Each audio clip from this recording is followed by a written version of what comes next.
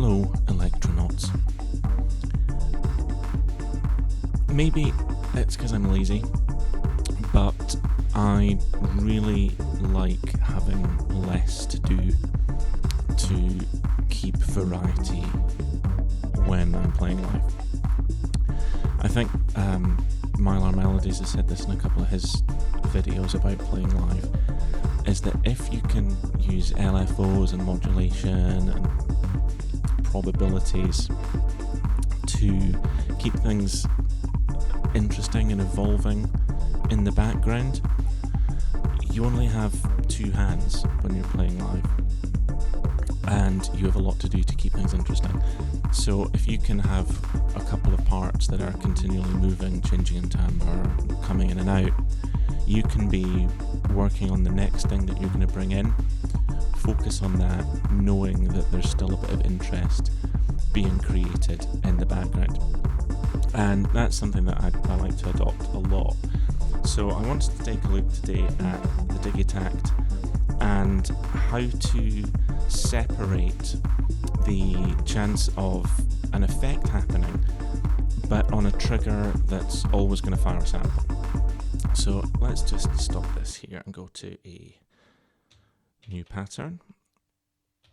Got nothing going on there. Let's just set up a quick.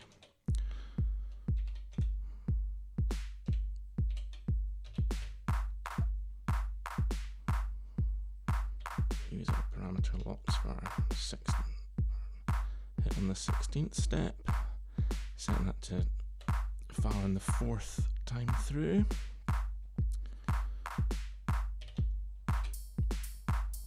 And then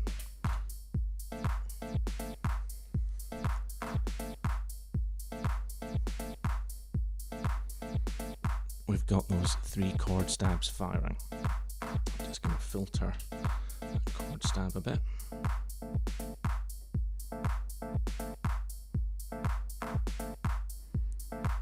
Okay, so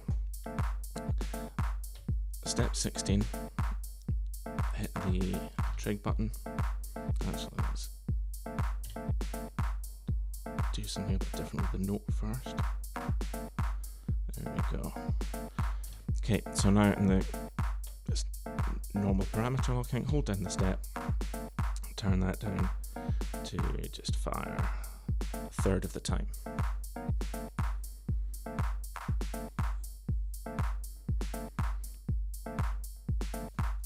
So using the parameter locks and the conditional triggers and the probability in that way, there's only a 32% chance that this step will fire each time the sequencer comes around to it.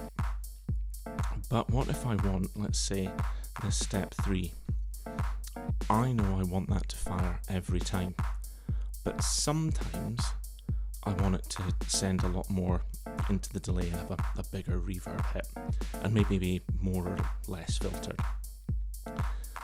If I apply those changes, the parameter locks, using parameter locks, and then adjust the probability, that's just the probability that this step is going to fire.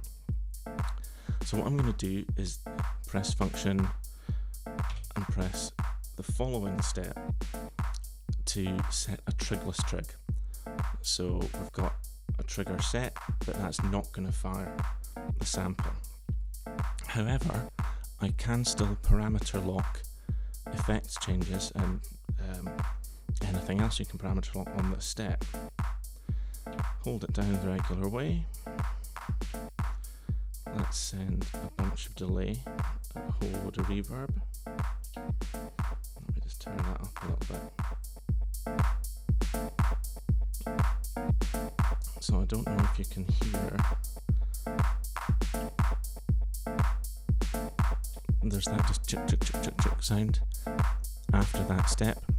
So with this trigger on, it's firing and it's just sending the tail end of the sample from the preceding step to the reverb and delay, which is not what we want. Now obviously we could go ahead and add our probability to that, and we'll just get that chuk chuk chuk chuk according to our probability settings, but that's still not quite right.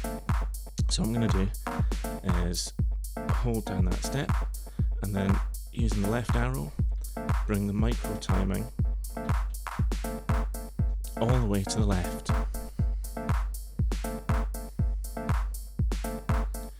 Now you can hear the parameter locks that we've recorded in our Trigless Trig on step 4, because we've moved it so far this way, are really affecting step 3.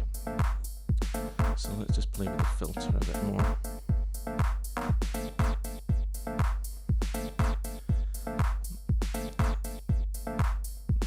So let's say that's the sound that we're wanting. I can now just go back into my conditional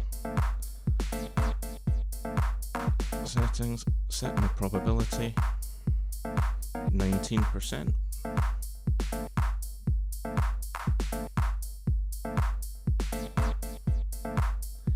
And every so often this will fire and affect the automation settings that we've got for the preceding sample, but while ensuring that the sample that we want to fire on the third step every time is going to do that.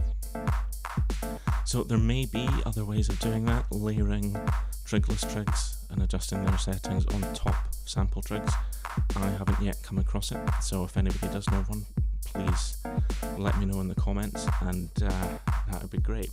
But for now, hopefully this is a reasonable workaround that's useful. Thanks guys.